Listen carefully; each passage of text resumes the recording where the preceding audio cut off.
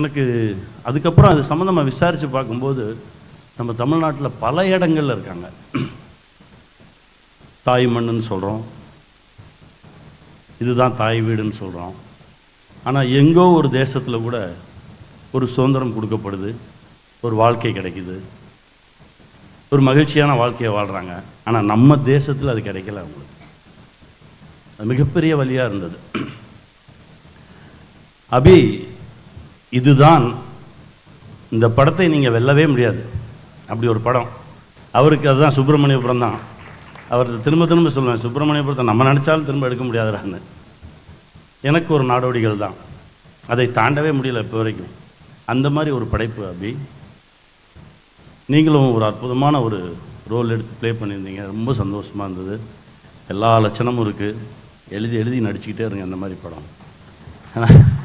இது அறம் பேசக்கூடிய ஒரு திரைப்படம், அன்பை போதிக்கக்கூடிய ஒரு திரைப்படம், ஒரு நேர்மையான திரைப்படம். என் குருநாதர் கேபி சார் சொல்லுவார், நாடோடிகள் திரைப்படத்தை என் கூட தான் வந்து உட்காந்து பார்க்கணும், நான் உன் கூட தான் பார்ப்பேன் அப்படின்னு சொல்லிட்டு படம் ரிலீஸ் ஆகி ஒரு 4 நாள் கழித்து என் பக்கத்தில் உட்காந்துட்டு என் கையை பிடிச்சிக்கிட்டாரு. டைட்டில் போடும்போதே கை தட்டுறாங்க. சசிகன் தான், இதுக்கு எதுக்கே கை தட்டுறாங்க அப்படின்னா, தெரியல சார் தட்டுறாங்க அப்படின்னா. அது இந்த படத்துக்கு நடக்கும். என்னன்னா, அப்புறம் படம் பார்த்துட்டு டைரக்டர் சொன்னார், ஒரு முழு மனசோட ஒரு நல்ல அறத்தையும் ஒரு நிஜத்தையும் ஒரு நல்ல விஷயத்தை இந்த சமூகத்துக்கு சொல்லிடுவோம் அப்படின்றது படத்தில் தெரியும். நீங்கள் உண்மையாக உழைச்சிருந்தீங்கன்னா அது ஆடியன்ஸ் உணர்வாங்க. நீ என்ன எண்ணத்தில் பண்ணியிருக்கியோ அது ஆடியன்ஸ் உணர்வாங்கன்னு சொன்னார். அதை நான் உணர்ந்தேன் இந்த படத்தில். சிம்ரன் மேம் அற்புதமாக பண்ணியிருந்தாங்க. என் தம்பி சசி, அவன் என்ன பண்ணாலும் எனக்கு பிடிக்கும், அவன் எப்படி இருந்தாலும் எனக்கு பிடிக்கும். ஆனால் இந்த படத்தில் உண்மையிலடா அவனை பார்க்கும்போது கையெடுத்து கும்பிடுன்னு தோணுச்சுடா, அந்த மாதிரி இருந்துச்சுடா.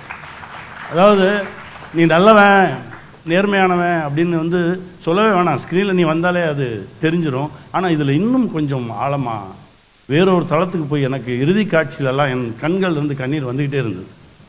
அந்த அளவுக்கு, அதாவது உன்னை நான் எப்படி பார்க்குறோம் அதை விட 100 மடங்கு அதிகமாக ரசிச்சிருக்கிறான் அவன் அபி.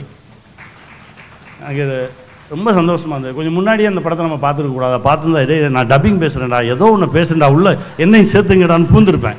ஏன்னா அப்படி தான் பசங்க படத்தில் தோழர் நடிக்கலை. நம்ம படத்தை காட்டுறாங்க, படம் ரொம்ப நல்லா இருக்குது. நான் மெதுவாக டைரக்டரை கூப்பிட்டு, எப்பா இதில் ஏதாவது ஒன்று, ஏன்னா இனிமேல் எடுக்க முடியாதுண்ணே அப்படின்னு. பேசுகிறேன்டா, டப்பிங்காவது பேசுகிறேன், யாருக்காவது ஏதாவது கூட்டத்திலே நான் பேசுகிறேன்டா, என் பேர் வரணும்டா அப்படின்னு. அப்படியெல்லாம் கேட்டு வாங்கியிருப்பேன். நான் படத்தை முடிச்சுப்பிட்டீங்க. ரொம்ப சந்தோஷம், ரொம்ப மகிழ்ச்சியாக இருக்குது.